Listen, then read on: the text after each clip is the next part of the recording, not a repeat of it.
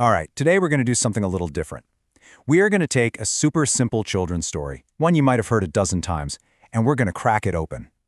Think of it like a puzzle box, because inside you'll find this surprisingly powerful engine for learning. Let's see what we can find. So, let's just start at the end, shall we? Don't trust flatterers.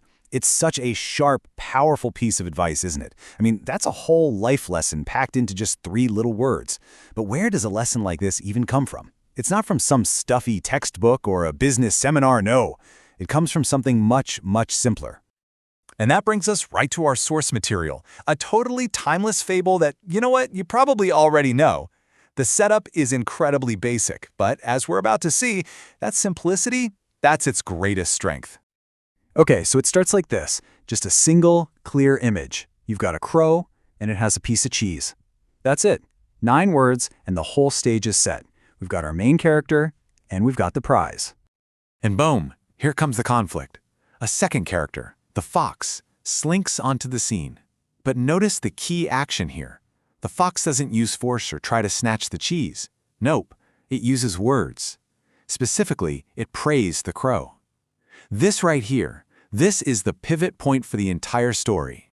And here's the inevitable consequence. The crow, totally delighted by all this praise, acts out of pure vanity. It opens its mouth to show off its amazing singing voice, and in that one single moment, it loses everything. It's a perfect, crystal-clear illustration of cause and effect. So, there's our story. But really, it's so much more than just a story. It's actually a delivery mechanism for an idea. Let's break it down into its most basic parts to see exactly how it works its magic. You see, the story works by introducing this tiny, really manageable set of words. Crow, praise, flatter, trust. Each one is absolutely essential to the plot. You literally can't understand the story without them. And here's the cool part. You can't fully get what the words mean without the context of the story. They need each other. Now, let's zoom in on the most important word of the bunch, flatter. The definition is to give excessive praise. This isn't just a simple compliment. It's praise with a purpose, with a hidden motive. And the story doesn't just define this word for us, it shows us. We see flattery in action, and we see its consequences. And this illustrates the whole idea behind what we're talking about today.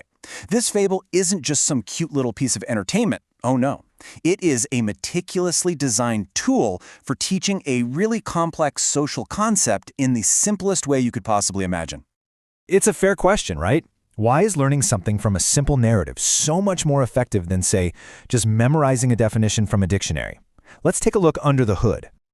I mean, the difference is night and day when you put them side by side. On one hand, you've got learning from a list. The words are abstract, they're disconnected, they're just hard to remember. But on the other side, learning from a story puts those exact same words into a living, breathing context.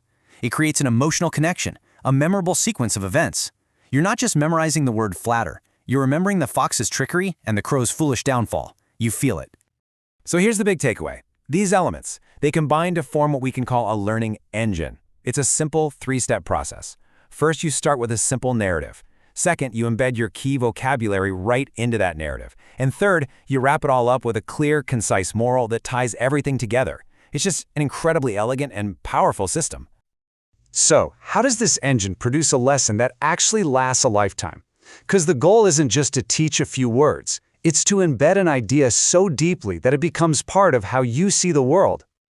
And here we are right back where we started. But now, this sentence isn't just some abstract piece of advice, is it? It is loaded with meaning. It carries the entire weight of the story, that image of the proud crow, the cunning fox, and that lost piece of cheese. The story is the proof for the conclusion. So why does it stick so well? Well, first, the story gives context to new words, making them real. Second, the characters are so simple that the plot is just effortless to follow. Third, that strong moral acts like a hook in your brain, making the entire thing unforgettable. And finally, just repeating that expression, "don't trust flatterers," reinforces the learning every single time. It's honestly a masterclass in effective communication. And that pretty much brings us to the end, but it leaves us with one final thought to chew on. The Fox and the Crow is just one example of this incredible learning engine. So, I'll leave you with this question. What simple story, maybe one from your own childhood, taught you a big, lasting lesson? Think about it.